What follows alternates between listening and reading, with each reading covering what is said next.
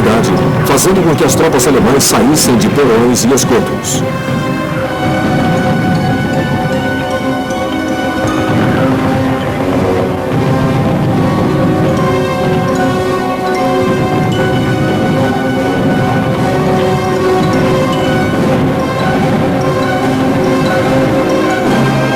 Os civis das zonas urbanas que tinham sido tomadas saíram às ruas certos de que tinham novos líderes.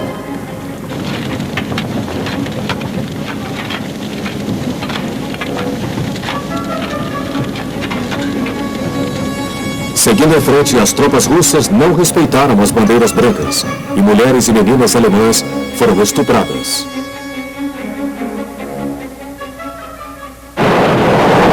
Mas a luta no centro da cidade ainda continuava.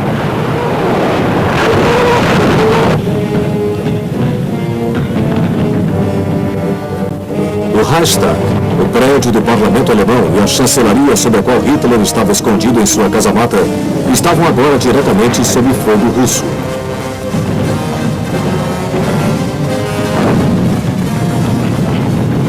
Os russos tomaram de assalto Reichstag, mas os 5.000 defensores alemães os fizeram lutar muito para isso.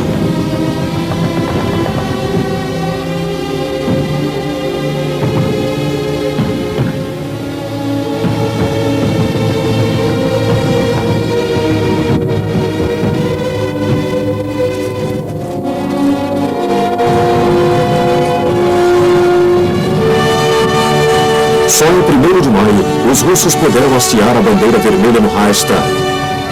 Isso se deu de noite. O que se vê aqui foi uma encenação montada na manhã seguinte.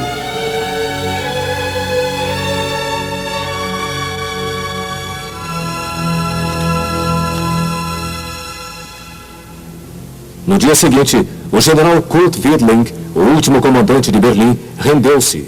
Finalmente, Berlim caiu.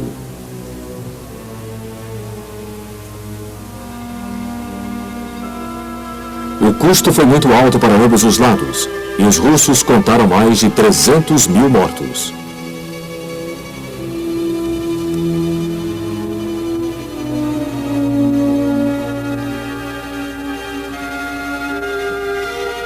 Não existem dados precisos sobre os alemães civis ou militares, embora se saiba que quase 500.000 foram feitos prisioneiros, mas Hitler não estava entre eles.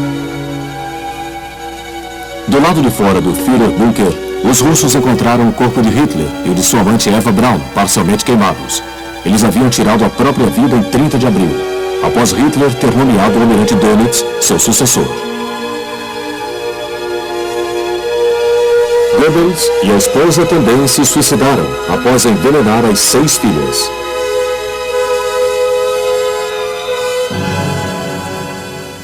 Assim terminou o sonho nazista.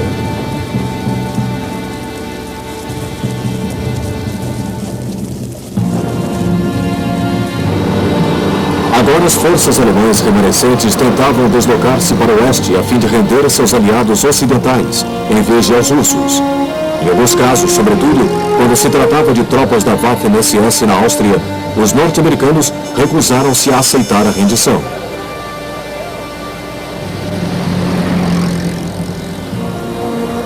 Em 3 de maio, uma delegação do almirante Dönitz apareceu no quartel-general de Montgomery, agora ao sul de Hamburgo. Oferecia a rendição de todas as forças alemãs que recuavam ante o avanço russo no norte de Berlim. Entretanto, Montgomery só aceita a rendição incondicional do conjunto das forças alemãs. Isso foi explicado aos alemães. No dia seguinte, a delegação de Dönitz retornou. Dentro desta barraca, Montgomery aceitou a rendição de todas as forças alemãs que se encontravam no noroeste alemão, na Holanda e na Dinamarca.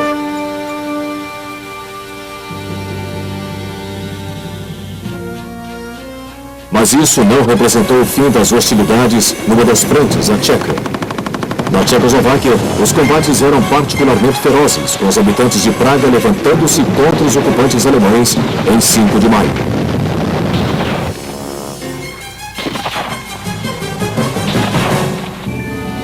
Os Os alemães ainda tentavam assinar uma rendição em separado com os aliados ocidentais. Eisenhower rejeitou essa ideia e, finalmente, no dia 6, Dönitz cedeu. No dia seguinte, no quartel-general de Eisenhower, em Reims, na França, o general Alfred Jodl assinou a rendição incondicional na presença de representantes das 4 principais forças aliadas, incluindo a França.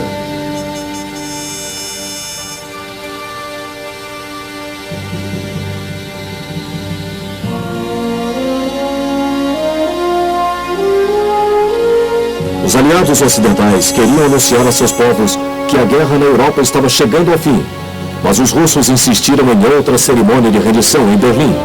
Ela ocorreu em 8 de maio, presidida pelo Marechal Georgy Zhukov. O Marechal de Campo Wilhelm Keitel, chefe do Estado-Maior das Forças Armadas Alemãs durante toda a guerra, encabeçava a delegação alemã.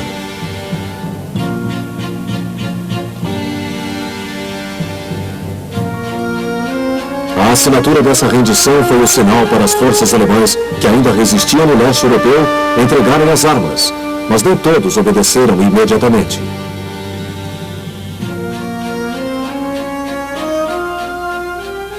Enquanto isso, as notícias da rendição alemã já tinham circulado, e o 8 de maio tornou-se na Europa o dia da vitória. Multidões saíram às ruas nas grandes e pequenas cidades da Europa Ocidental, na América do Norte e em muitos outros lugares para celebrar, mas não com a mesma alegria histérica com que se saudara o fim da Primeira Guerra Mundial. A segunda tinha sido mais longa e as pessoas estavam mais cansadas. Além disso, prosseguia a guerra com o Japão. Mas em Praga, a luta entre os tchecos e a guarnição alemã continuava enquanto os russos avançavam na direção da cidade.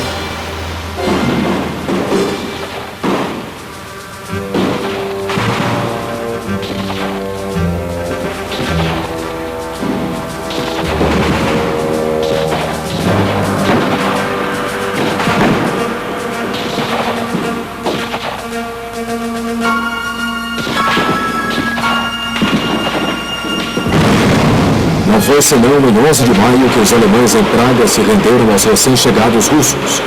Nos Balcãs, eles não entregaram as armas até 14 de maio, quando chegaram os iugoslavos de Tito.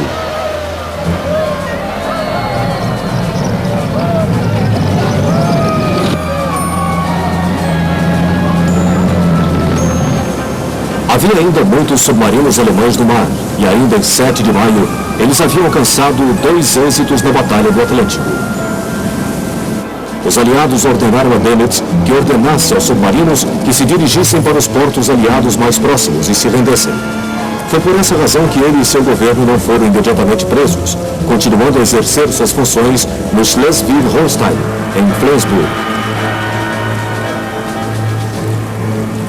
A maioria dos submarinos obedeceu às ordens, apesar de alguns se terem dirigido para portos neutros, evitando assim a indignidade da rendição. A libertação formal da Dinamarca aconteceu em 5 de maio, quando paraquedistas britânicos saltaram em Copenhague.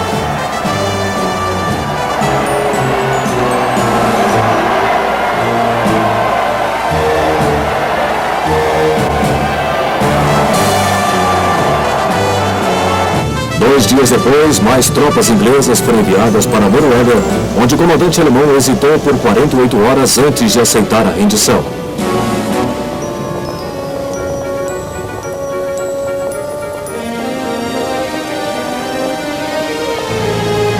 Em 9 de maio, parte das ilhas britânicas que tinham sido ocupadas pelos alemães, as ilhas normandas, foram libertadas.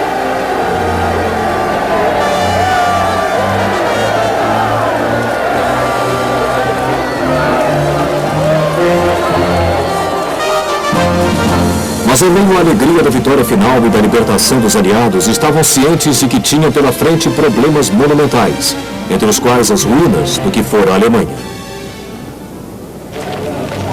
Em primeiro lugar, o grande número de soldados alemães que se haviam rendido tinha de ser colocado em campos construídos apressadamente.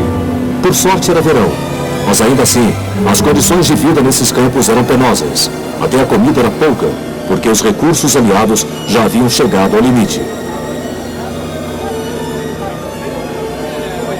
Todos os soldados, marinheiros e pilotos alemães tinham que passar por uma triagem. Isso visava estabelecer primeiramente sua verdadeira identidade e permitir saber quais se tinham envolvido em crimes de guerra. Todos os membros da SS eram suspeitos e muitos tentavam disfarçar.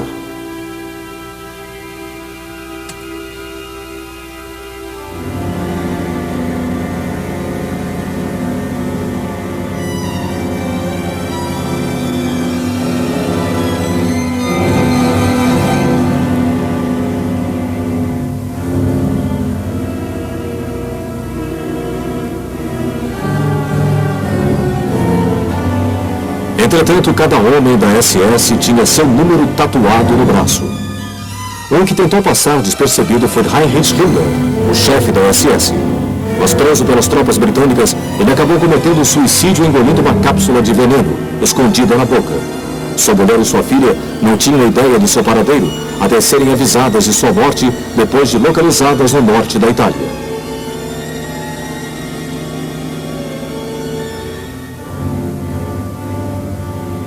Havia também milhares de vítimas dos campos de concentração, muitas gravemente doentes, que tinham de ser cuidadas e assistidas até recuperar a saúde. Suas cicatrizes não eram só físicas, mas também mentais.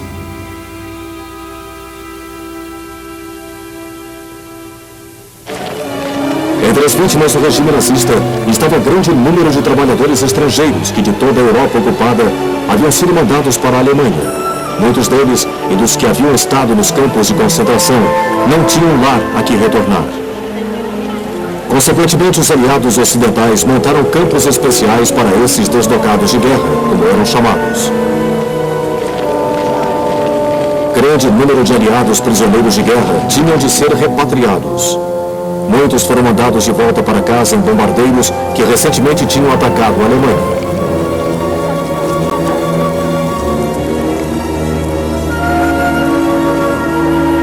Mas também havia o problema do que fazer com os aliados presos que tinham lutado do lado alemão. Os aliados chegaram à conclusão de que deveriam retornar aos países de origem para enfrentar julgamento. Muitos eram russos que haviam lutado com a esperança de que Hitler pudesse livrar a Rússia do comunismo. Eles sabiam que um destino cruel os esperava quando voltassem para casa. Quanto ao povo alemão, toda a sua infraestrutura fora destruída e parecia não haver futuro. A comida era extremamente escassa.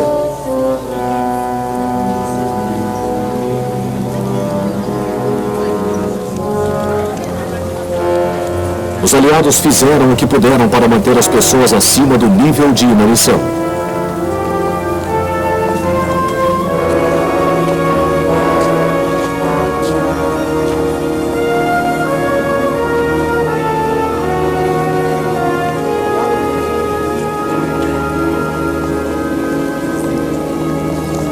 Ainda assim, os saques multiplicaram-se e a tradicional autodisciplina alemã sucumbiu.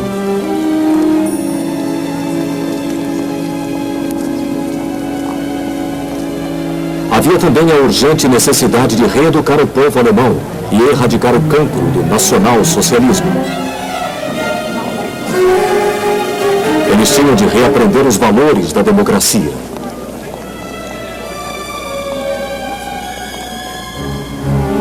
Em 23 de maio já estava em poder dos aliados a maior parte dos submarinos alemães, como este que vemos navegar no rio Tamisa, em Londres.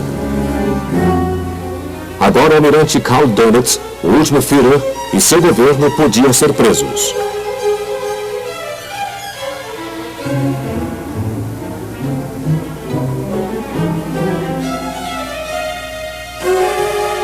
Os outros líderes nazistas sobreviventes também foram detidos.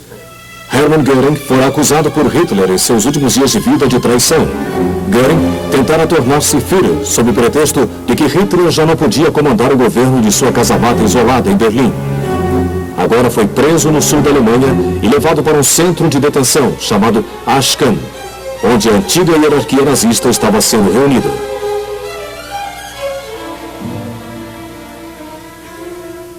Em 4 de julho, os comandantes militares russos, norte-americanos, franceses e britânicos na Alemanha encontraram-se em Berlim.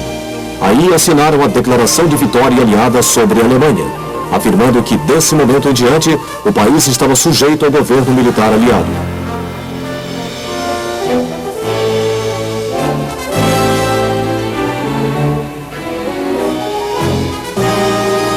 A Alemanha seria dividida em 4 setores de ocupação: russo, norte-americano, inglês e francês.